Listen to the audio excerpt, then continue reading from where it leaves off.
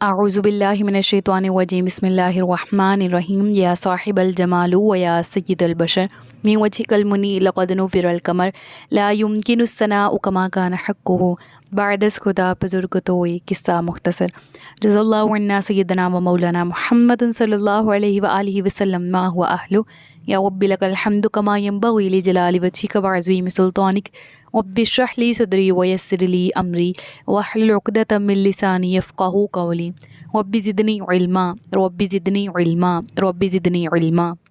अस्सलामु अलैकुम रहमतुल्लाहि व बरकातुहू। मैं हाफ़िज़ा इफ़रा जावेद इस्लाम आप सबसे मुखातिब हूँ अपने यूट्यूब चैनल इन्फिनिट इस्लाम में। आप सबको खुशामदीद कहती हूँ। उम्मीद करती हूँ आप सब खैरियत से होंगे, ज़िंदगी पुरसकून पुरइत्मीनान और ईमान बिलखैर गुजर रही होंगी।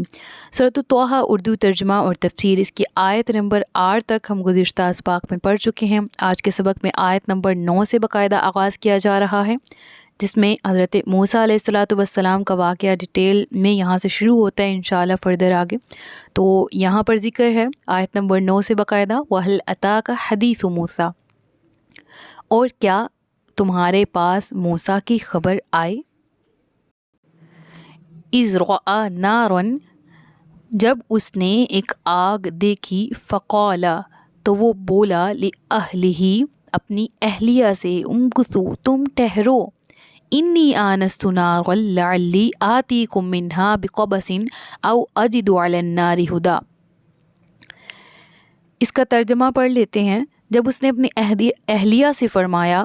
ठहरो, बेशक मैंने एक आग देखी है, शायद मैं तुम्हारे पास इसमें से कोई चिंगारी ले आऊं या आग के पास कोई रास्ता बताने वाला पाऊं। यहाँ पर वो उस दौर का ज़िक्र है हज़रत मूसा अलैहिस्सलातु वस्सलाम की जब पैदाइश होती है और उसके बाद आप फ़िरौन के महल में किस तरह पहुँचते हैं, फिर जवान होते हैं 30 साल की उम्र में, तो वहाँ मिस्र से मदियन जिस तरह से जिस कौज़ की वजह से तशरीफ़ ले जाते हैं, 10 साल वहाँ हज़रत शुएब की खिदमत में रहते हैं। उनकी बेटी से यानी हज़रत सफ़ूरा से आपका निकाह होता है, उनको साथ ले के आप दोबारा मदियन से मिस्र आ रहे होते हैं। ये उस दौर का वाक़या यहाँ पर बयान किया गया। यानी जो अब से पहले मैंने आपको ज़िक्र किया उनके पैदाइश का और उनके जवान लड़कपन का, उनके जवानी का, और फिर हज़रत शुएब की खिदमत में वो किस कौज़ की वजह से आए, किस रीज़न की वजह से आपको मिस्र छोड़ के मदियन आना पड़ा, इस सब की डिटेल मौजूद है नीचे डिस्क्रिप्शन में दिए गए लिंक में। वहाँ से जाके पढ़ लीजिएगा, सुन लीजिएगा, अच्छे से समझ आ जाएगी उन सीरीज़ में जिसमें हज़रत मूसा अलैहिस्सलातु वस्सलाम और फ़िरौन का वाक़या डिटेल में मौजूद है। क़िस्सतुल अंबिया प्ले लिस्ट है, ठीक है। अब यहाँ पर जो बात हो रही है वो तब की बात हो रही है कि जब हज़रत मूसा अलैहिस्सलातु वस्सलाम अरसा दराज तक मदियन में हज़रत शुएब अलैहिस्सलातु वस्सलाम की बकरियाँ चराते रहे।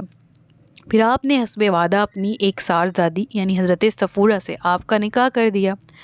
अब आप अपने आबाई वतन मिस्र आ रहे हैं और यहाँ जंगल है, बयाबान है, दूर दूर तक कोई नज़र नहीं आ रहा, सर्दी का मौसम है, अंधेरी रात है, और आप और आपकी अहलिया, आप दोनों मुख्तसर सा काफ़िला लेकर मदियन से मिस्र की तरफ रवां दवा हैं। सर्दी महसूस होने लगती है और आप दूर से देखते हैं कि आग चमक रही है। रिवायत में आता है कि हज़रत सफ़ूरा उस वक़्त उम्मीद से होती हैं, आपके यहाँ औलाद मुतवक्के होती है और सख्त सर्दी का मौसम होता है, सफ़र भी एक कठिन है और आप गुज़र रहे होते हैं। और ये उस वक़्त का कलाम है हज़रत मूसा का अपनी अहलिया से कि जब फरमाते हैं कि ठहरो, बेशक मैंने एक आग देखी है। वो आग से क्या मुराद है कि आप चलते जा रहे हैं कि आपकी नज़र पड़ती है कि दूर आप देखते हैं कि आग चमकती दिखाई देती है। तो आप फरमाते हैं हज़रत सफ़ूरा से, अपने साथियों से, कि तुम यहीं ठहरो, सामने आग नज़र आ रही है, मैं जाता हूँ वहाँ से कोई थोड़ी सी आग ले आऊँगा, शोले ले आऊँगा, ताकि वो हम जला सकें, उनको उनसे गर्माहट ले सकें जिससे हमें आराम पहुँचे, ठीक है। तो यहाँ पर उसका ज़िक्र है कि इन्नी आनस्तु नारन लअल्ली आतीकुम मिन्हा बिक़बसिन, कि मैं तुम्हारे पास कि वहाँ से शायद कोई चिंगारी ले आऊँ, यानी वो जलती हुई आग है, वहाँ से कोई लकड़ी उठा कर ले आऊँगा और यहाँ पर हम लकड़ियों को, दीगर लकड़ियों को आग लगाकर उससे हीट लेंगे जिससे हमारे जिस्मों को तक़वियत मिलेगी। ٹھیک ہے، تو یہاں پر تو ذکر یہ ہے نا کہ انی آنستو، ویسے تو یا یہ معنی آتے ہیں نا دیکھنے کے، یہاں آنستو میں نے دیکھا، اس سے مراد ایسی چیز دیکھنا ہوتا ہے کہ جس کو دیکھنے سے دل میں انس و طمانینت کا احساس پیدا ہو، جس کو دیکھنے سے انسان کو سکون مل جائے، اس کا ذکر ہے کہ انی آنستو، کہ اس قدر جاڑا ہے، سفر کی جو تھکاوٹ بھی موجود ہے اور سفر ابھی پرکٹھن ہے، آگے بھی راستہ بہت ہے، اور یہ وہ وقت ہے کہ جب آپ یہ دیکھتے ہیں کہ کوئی بھی زیادہ راہ میں کوئی گرم چیز آپ کے پاس نہیں ہے جس کی وجہ سے آپ اور آپ کی اہلیہ تقویت اور گرماہٹ حاصل کر سکیں، تو ایسے میں آپ یہ کہتے ہیں کہ میں تمہارے پاس اس میں سے کوئی چنگاری لے آؤں یا آگ کے پاس کوئی راستہ بتانے والا پاؤں، یعنی کہ اندھیری رات ہے جیسے میں نے آپ کو بتایا، تو ممکن ہے کہ وہاں کوئی ایسا آدمی بھی مل جائے جو ہمیں مصر جانے والا صحیح راستہ بتا دے اور ہم اس تاریک رات میں ادھر ادھر بھٹکتے نہ پھریں۔ یعنی اوبویسلی جس جگہ آگ جل رہی ہو، عرب لوگوں میں نا یہ مشہور تھا کہ پہاڑ، جو شخص سردار ہوتا تھا نا، وہ اپنے گھر کے سامنے نا ایک بلند جو چوٹی ہے، ٹھیک ہے، اس میں آگ روشن کرتا تھا تاکہ جو مسافر ہیں وہ راہ پائیں اور وہ جان لے کہ یہاں کچھ لوگ بستے ہیں، آباد ہیں، تو اگر رات کے وقت کوئی سفر کرتا تھک جائے تو ہم اس کی مہمان نوازی کرنے کو تیار ہیں۔ بہرحال یہ میں آپ کو ویسے پوائنٹ بتا رہی تھی عرب لوگوں کا رواج۔ تو اوبویسلی اس وقت جب حضرت موسیٰ علیہ الصلوۃ والسلام جا رہے تھے تو آپ نے دیکھا کہ وہاں پر کچھ لوگ بھی تو ہوں گے جہاں آگ موجود ہے، تو امید ہے وہاں پر کسی سے میری ملاقات ہو جائے جو ہمیں مصر جانے کا درست راستہ گائیڈ بھی کر دے۔ اس کے بعد آگے پڑھتے ہیں، فلما اتاہا نودیا یا موسیٰ، پھر جب وہ آگ کے پاس آئے تو ندا فرمائی گئی، اے موسیٰ، انی انا ربک، بے شک میں تمہارا رب ہوں، فاخلع نعلیک، تو اپنے جوتوں کو اتار دے، انک بالوادی المقدس طویٰ، کہ بے شک تو پاک وادی طویٰ میں ہے، ٹھیک ہے۔ اور یہاں پر کیا ذکر ہے، یعنی جب آپ وہ آگ کے قریب پہنچتے ہیں تو عجیب منظر دیکھتے ہیں کہ ایک سرسبز و شاداب درخت ہے اور اس کو ایک عجیب قسم کی آگ نے گھیرے میں لیا ہوا ہے، اور آگ ہے کہ انوار ہی انوار، بڑے ہی دلکش، بڑے ہی دل آویز، کہ آپ اس کو دیکھنے میں محو ہیں کہ اچانک سے ندا آتی ہے کہ جسے تم دیکھ رہے ہو یہ آگ نہیں ہے بلکہ میں ہوں تیرا پروردگار، اور اب تم بارگاہ رب ذوالجلال میں حاضر ہو، اور یہ طویٰ کی مقدس وادی ہے، اور ادب و احترام کا تقاضا یہ ہے کہ جوتے اتار کر اس وادی میں داخل ہو تاکہ اس وادی کو بھی ایک مقام عالی عطا ہو، اور وہ وادی کو مقام عالی کیا کہ وہ خاک پاک تیرے پاؤں کے تلووں کو لگ جائے اور وہ بھی بابرکت ہو جائے۔ اللہ اکبر، کیا مقام و مرتبہ ہے اللہ کا اور اللہ کے انبیاء کا۔ اب یہاں تک تو ہم نے پڑھا فلما اتاہا نودیا یا موسیٰ انی انا ربک فاخلع نعلیک انک بالوادی المقدس طویٰ، یہ وہ پاک وادی طویٰ ہے، یہاں پر ہی وہ درخت موجود تھا اور یہ وادی تھی جہاں پر آپ کی ملاقات ہوتی رب العالمین سے۔ گو کہ اس آگ کی نوعیت کیا ہے اس پر ڈیٹیل گفتگو گزر چکی ہے، لیکن جو نیو لسنرز ہیں اور وہ اسی لیکچر میں کور کرنا چاہتے ہیں تو ان کو شارٹ وے میں بتا دیتی ہوں کہ وہ دراصل آگ نہیں تھی جو دنیاوی آگ ہے جس میں سے ہیٹ ہے یا جو کہ نقصان پہنچانے والی ہوتی، اس سے درخت جل نہیں رہا تھا، وہ آگ کی نوعیت کی روشنی تھی جس کے قریب حضرت موسیٰ علیہ الصلوۃ والسلام جاتے ہیں اور پھر ندا دی جاتی ہے کہ میں رب ہوں۔ اور کیسے معلوم ہوتا ہے، اور اس پر بھی ڈیٹیل بحث گزر چکی ہے حضرت موسیٰ کو کہ یہ واقعی ہی رب العالمین یعنی حقیقی پروردگار کی آواز ہے، تو اس پہ علماء مفسرین لکھتے ہیں کہ یہ وہ آواز نہیں تھی جو عام طور پر انسان کانوں سے سنتا ہے، اور انسان کے کانوں کو کیپیبلٹی ہوتی ہے کہ وہ سن سکتے ہیں، بلکہ آپ اپنے پورے جسم سے ہی اس آواز کو محسوس کر رہے تھے، جیسے اہل جنت رب العالمین کے کلام کو سنیں گے جنت میں، ٹھیک ہے۔ اس کے بعد آگے پڑھ لیتے ہیں کہ وَأَنَا اخْتَرْتُكَ فَاسْتَمِعْ لِمَا يُوحَىٰ، اور میں نے تجھے پسند کیا اور اب اسے غور سے سن جو وحی کی جاتی ہے،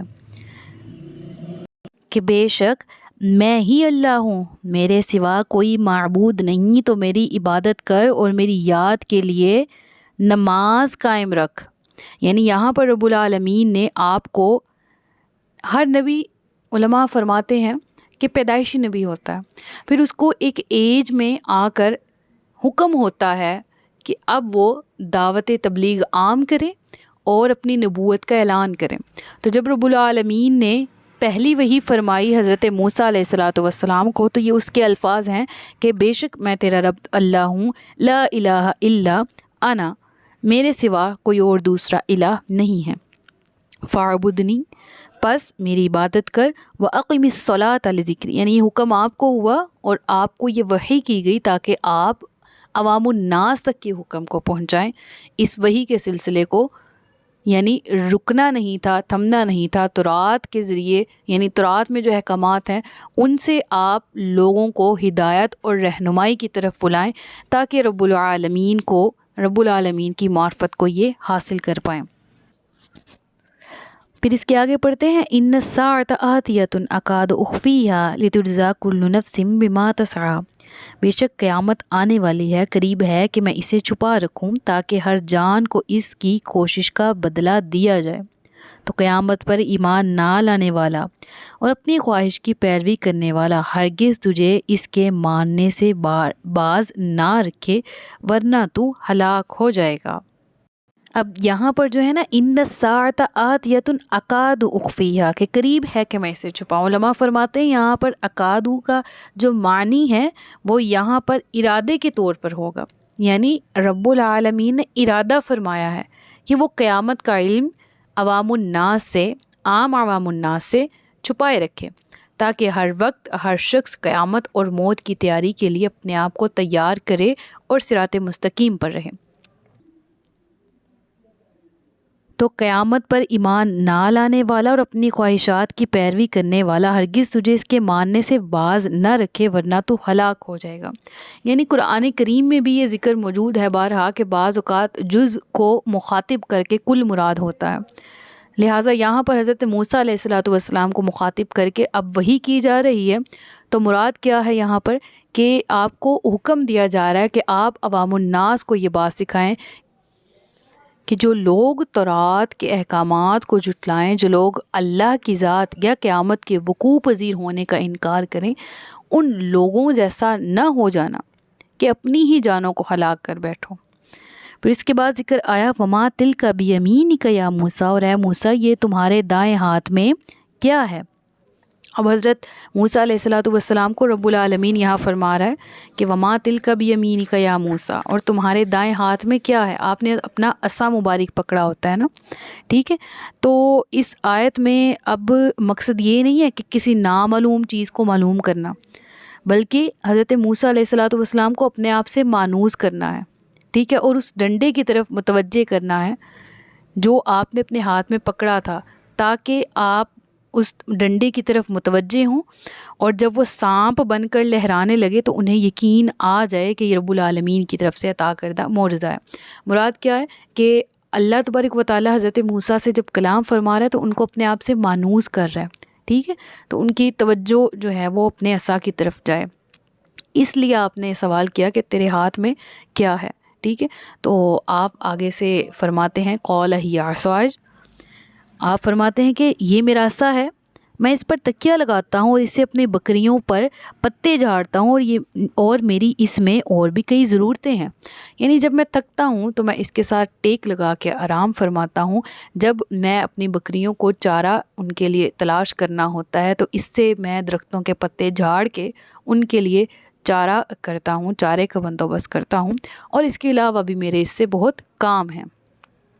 پھر رب العالمین کیا فرماتا ہے؟ قول القیہا یا موسیٰ، وہی بات کہ میں نے آپ کو سٹارٹ میں کہا کہ پہلے مانوس کیا اور عصا کی طرف متوجہ کیا، حضرت موسیٰ نے مکمل تعارف دیا کہ رب العالمین اس سے یہ کام ہوتے ہیں۔ قول القیہا یا موسیٰ فالقاہا، تو موسیٰ نے نیچے ڈال دیا، فاذا ہی حیۃ تسعی، تو وہ اچانک سانپ بن گیا۔ قال خذھا ولا تخف، تو اللہ تبارک و تعالیٰ نے فرمایا اسے پکڑ لو اور ڈرو نہیں، سنعیدھا سیرتھا الاولی، ہم اسے دوبارہ اس کی پہلی حالت پر لوٹا دیں گے۔ یعنی یہاں مراد کیا ہے کہ رب العالمین نے جب آپ کو کہا کہ اپنا عصا آپ زمین کی طرف ڈال دو، تو آپ نے رب العالمین کے حکم سے اس عصا کو جب زمین میں ڈالا تو وہ دیکھتے ہی دیکھتے کیا ایک بہت بڑا سانپ بن گیا۔ اب یہاں پر جو ڈیٹیل ہے وہ بھی بیان شدہ ہے، لیکن پھر بتاتی چلوں کہ حضرت موسیٰ نے جب اس طرح خلاف عادت امر ہوتا دیکھا، اور انسانی فطرت ہے کہ جب انسان اپنے سامنے اس طرح کوئی عمل ہوتا دیکھتا ہے تو وہ اس کی طبیعت خوف کھاتی ہے، تو اسی طرح سے حضرت موسیٰ علیہ السلام نے جب اس بڑے سے سانپ کو دیکھا اور اپنے عصا کو اژدہا بنتے دیکھا تو آپ نے ایک دم خوف کھایا، تو رب العالمین نے آپ کو بڑے پیار سے مخاطب کر کے کہا کہ قال خذھا ولا تخف، اس کو پکڑ لو، ڈرو نہیں، سنعیدھا سیرتھا الاولی، ان قریب ہم اس کو پہلی ہی حالت میں لوٹا دیں گے، وَاضْمُمْ يَدَكَ إِلَىٰ جَنَاحِكَ۔ تو ایسا ہی ہوا، پہلے میں آپ کو یہاں تک بتا دوں کہ حضرت موسیٰ علیہ السلام نے اس عصا کو اللہ تبارک و تعالیٰ کی طرف سے حکم جب ہوا نا تو دوبارہ سے ہاتھ لگایا، جیسے ہی پکڑا، یعنی وہ پہلے عصا تھا، جب آپ نے پھینکا وہ سانپ بنا اور آپ نے ایک دم خوف کھایا، تو رب العالمین نے آپ کو حکم دیا کہ اس کو پکڑو اور ڈرو نہیں۔ جب آپ نے دوبارہ ہاتھ لگایا تو وہ اژدہا تھا، اس سے دوبارہ عصا میں کنورٹ ہو گیا، ٹھیک ہے۔ اور پھر اگلی آیت میں حکم ہے، اور اپنے ہاتھ کو اپنے بازو سے ملاؤ، بغیر کسی مرض کے خوب سفید ہو کر ایک اور معجزہ بن کر نکلے گا، اور پھر اس کے بعد لِنُرِيَكَ مِنْ آيَاتِنَا الْكُبْرَى، تاکہ ہم تجھے اپنی بڑی بڑی نشانیاں دکھائیں۔ اذهب إلى فرعون إنه طغى، فرعون کے پاس جاؤ، بے شک وہ سرکش ہو گیا ہے۔ حضرت ابن عباس فرماتے ہیں کہ جب آپ نے اپنا ہاتھ اپنے پہلو میں دبا کر باہر نکالا تو وہ اس طرح چمکنے لگا جس طرح دن میں سورج چمکتا ہے، لیکن آپ کو ہاتھ کے چمکنے میں کوئی تکلیف نہ ہوئی، اور اس کے برعکس آپ کیا دیکھتے ہیں کہ وہ ہاتھ بہت زیادہ روشن ہے، سفید ہے، برف کی مانند۔ اور یہ 2 معجزات تھے جو آپ کو عطا کیے گئے تھے۔ کون سا؟ یعنی اس وقت جیسے ہی آپ کو رب العالمین کی طرف سے خطاب کیا جاتا ہے اور آغاز وحی ہوتا ہے، اس وقت آپ کو 2 معجزات، ایک عصا کا اژدہا بن جانا، اور دوسرا کیا؟ ید بیضاء، یعنی روشن ہاتھ۔ یہ چیزیں یاد رکھنے والی ہیں، ٹھیک ہے۔ ان دونوں کی ڈیٹیل آپ سے میں نے شیئر کر دی۔ رب العالمین فرماتا ہے یہ دونوں معجزات آپ کو اس لیے عطا کیے گئے ہیں تاکہ ہم آپ کو اپنی قدرت کے مزید معجزات دکھائیں، اور یہی معجزات لے کر آپ فرعون کے پاس جائیں۔ حکم ہوا کہ فرعون کی سرکشی کا علاج کرو، یعنی فرعون سرکش اور نافرمان ہوا چاہتا ہے تو اسے اللہ کے راستے کی طرف، اللہ کی راہ کی طرف بلاؤ۔ تو یہ وہ وقت تھا جب آپ کو وحی کی گئی، اور یہ وہ سارا سینیریو تھا۔ اس سے پہلے کی کیا ڈیٹیل ہیں اور اس کے بعد کی کیا ڈیٹیل ہیں، مکمل تفصیلات نیچے ڈسکرپشن میں لنک موجود ہے، آپ پڑھ سکتے ہیں، جان سکتے ہیں، اور جتنی آیات کی ریکوائرمنٹس ہیں ان کو میں ریوائز کروا رہی ہوں ساتھ ساتھ، اور انشاءاللہ نیکسٹ سبق میں نیکسٹ رکوع کے ساتھ حاضر ہوں گے۔ تب تک کے لیے اپنا بہت سا خیال رکھیے گا۔ صدق اللہ العلی العظیم و صدق رسولہ النبی الکریم۔ سچ فرمایا اللہ نے جو عظمت والا ہے۔ اللہ سے دعا ہے کہ جتنا بھی قرآن پڑھا اس کو اپنے بارگاہ میں قبول و منظور فرمائے، ہم سب کو علم نافع اور عمل خیر کی توفیق عطا فرمائے۔ مجھے دعاؤں میں بہت یاد رکھیے گا۔ تاجدار ختم نبوت زندہ باد، پاکستان ہمیشہ زندہ باد۔ السلام علیکم ورحمۃ اللہ وبرکاتہ۔